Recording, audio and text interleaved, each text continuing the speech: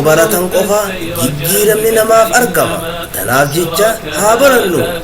Keessaahuu quraana rabbii jalqabarraa hanga dhumaatti haa wajjin jiraannu.